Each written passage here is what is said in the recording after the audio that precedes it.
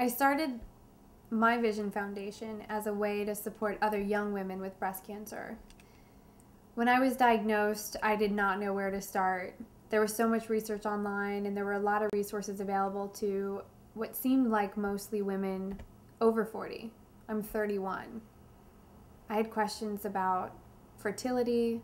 I had concerns about dating and getting married and the aesthetic looks. There were a lot of things that I was confronting, having not been married and not having kids, that my mother and my aunt did not confront when they were diagnosed with breast cancer. So this foundation was actually just my way to cope with my own disease. And I knew that if I could weed through my own dark cloud that came over my face when I found out that I had breast cancer and focus on my vision for my future that included empowering other women to have a vision for their future and to be able to see that while they're going through treatment, I knew I could get through this.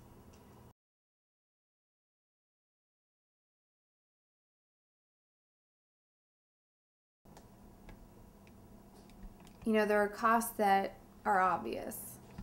Doctor's visits, co-payments, fertility treatments. But then there's all the things that you have to buy just to help you heal. You know, and if you want to be proactive at all and do any alternative treatments beforehand to help strengthen your immune system, or, you know, go see specialists and get second opinions and third opinions, all of those are out-of-pocket expenses. You know, buying comfortable clothing when you're laid up and you have tubes that are hanging out at both sides of your breast, drainage tubes. Buying comfortable clothing adds costs. You know, making your bed comfortable enough for healing from something that's so radical of a surgery like a double mastectomy adds significant costs. You know, going through chemo, wigs, they cost money. You know, special toothpaste to deal with dry mouth, special lotions to deal with dry skin. You know, all these things that you just wouldn't have bought if you didn't have cancer.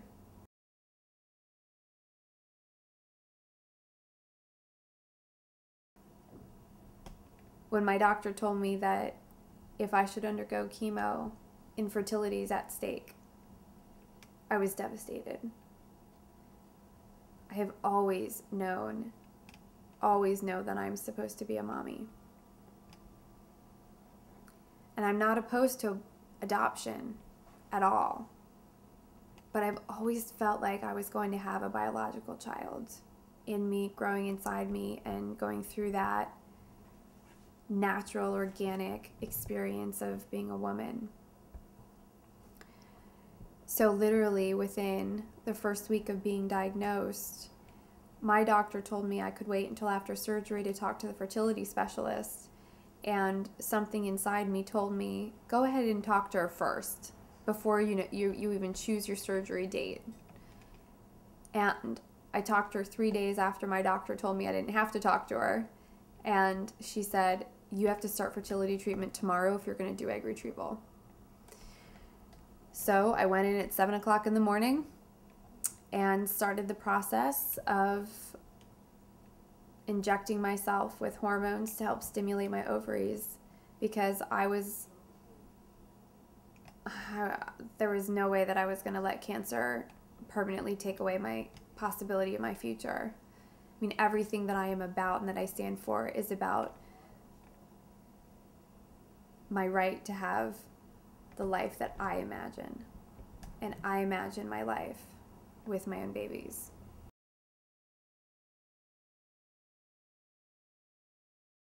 And now I'm faced with all these fertility treatments that cost thousands of dollars that are not covered by insurance, not even a little bit. Not even the ultrasounds and blood works are covered by insurance companies if you're a cancer patient. It's a travesty that infertility treatments aren't covered by insurance at all. And when you add the layer of cancer on top of that, it just seems inhumane.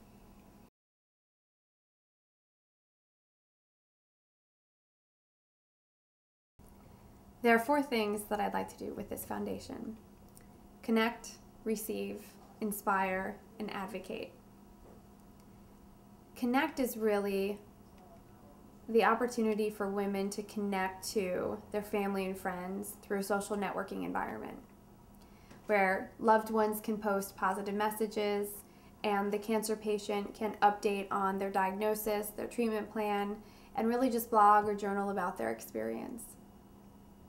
Connect is also an opportunity for young women to connect with other young women. Only 5% of all breast cancer patients are under 40. We have a specific story to tell. Facing infertility is a very emotional thing to go through if you haven't had kids yet. Receive is an opportunity for us to put women in the position of receiving love, gifts, financial support, fertility treatments at no cost. Most women are known to be givers, and I'd like for women to just be put in the position where they can receive everything that they need during this difficult time. Inspire.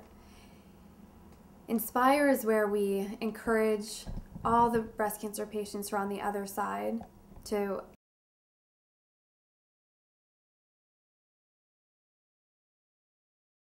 inspire. It means to breathe life into.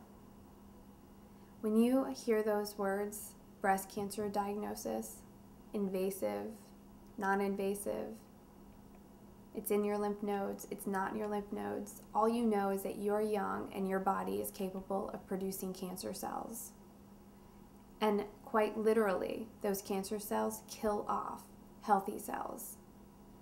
Inspire, to breathe life into, so that when that dark cloud comes down over somebody's face, because they get that diagnosis, we can give them a way to clear it out so they see the vision of their future again. Because it will be bright. It'll be bright pink.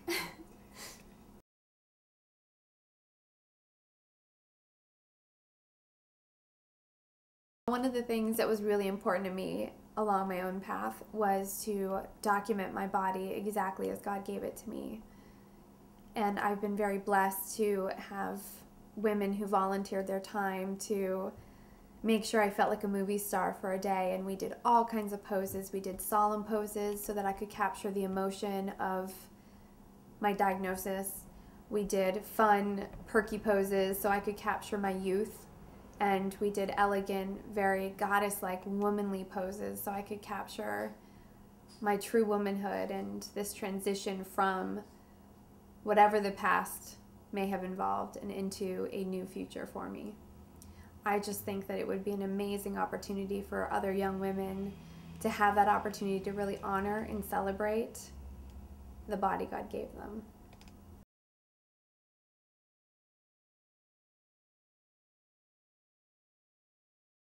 You know, I was sitting on the couch one Sunday and kind of aimlessly scratching at a bump that was pretty high up. It was on my chest, kind of separate from where I thought my breast was. Kind of right here. I mean, it's an area that you would see if you were wearing a bikini or a low-cut shirt. I actually had to go on the internet to even see if that was breast tissue. But when I felt it, I knew it was something.